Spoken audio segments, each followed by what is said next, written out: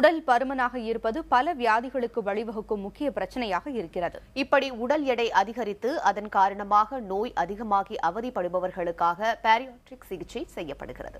ஆனால் இது உடல் எடை குறைப்பதற்கான அழகியல் சிகிச்சை அல்ல என்பது மருத்துவர்களின் கூற்று. இது பற்றி பார்க்கலாம். BMI எனப்படும் பாடி மாஸ் இண்டெக்ஸ் 25க்குள் இருப்பவர்கள் இயல்பான எடை கொண்டவர்கள். 30 முதல் 40 BMI கொண்டவர்கள் உடல் பருமன் கொண்டவர்கள் என்றும், 40 BMIக்கு மேல் இருப்பவர்கள் நோயுற்ற உடல் பருமன் கொண்டவர்கள் என்றும் வகைப்படுத்தப்படுகிறார்கள்.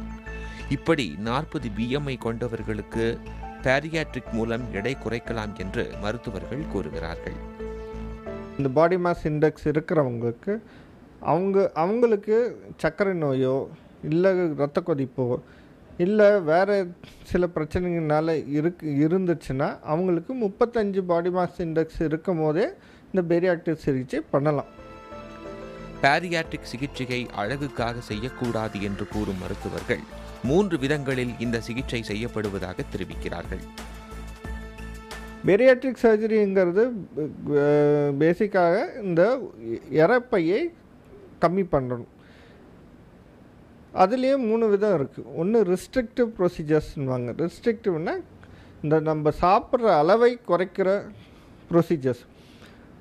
ரெண்டாவது வந்து நம்ம உள்கொண்ட உணவில் இருந்து இந்த உணவில் இருக்கிற சத்தை உள்ள உடம்புல போய் சேராத மாதிரி இருக்கிற ப்ரொசீஜர்ஸ் பண்ணுறாங்க.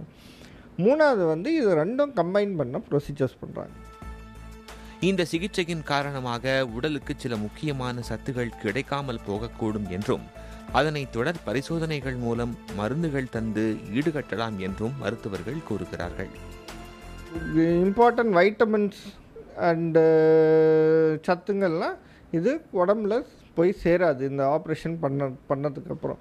அது வந்து ஆப்ரேஷனுக்கு அப்புறம் நம்ம மாத்திரை மூலமாகவோ சில இன்ஜெக்ஷன் மூலமாகவோ இந்த சில எசென்ஷியல் வைட்டமின்ஸ் அண்ட் எசென்ஷியல் மினரல்ஸ்க்கு குறைபாடு வரலாம்.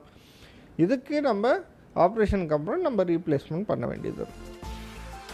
சர்க்கரை நோய் உள்ளவர்கள் பேரியாட்ரிக் அறுவை சிகிச்சை மேற்கொண்டால் சர்க்கரை அளவு குறைய வாய்ப்புள்ளது என்று மருத்துவர்கள் தெரிவிக்கின்றனர். சைல்டு ஒபிசிட்டி எனப்படும் குழந்தைகளுக்கான உடல் பருமனை கட்டுக்குள் வைத்து சிறு வயதில் இருந்தே நல்ல வாழ்க்கை முறைக்கு கொண்டு வந்தால் அடுத்த தலைமுறை ஆரோக்கியமாக இருக்கும் என்பது மருத்துவர்களின் அறிவுறுத்தல். ஆரோக்கியமான உணவுகள், முறையான உடற்பயிற்சிகள் இவை அனைத்தையும் முறையாக கொண்டு வந்தால் பேரியாட்ரிக் போன்ற அறுவை சிகிச்சைகள் மனிதனுக்கு தேவைப்படாது என்பதின் மருத்துவர்களின் கருத்தாக இருக்கிறது. புதிய தலைமுறைக்காக மதுரையிலிருந்து ஒளிப்பதிவாளர் குணாவுடன் ஹரிகிருஷ்ணன்.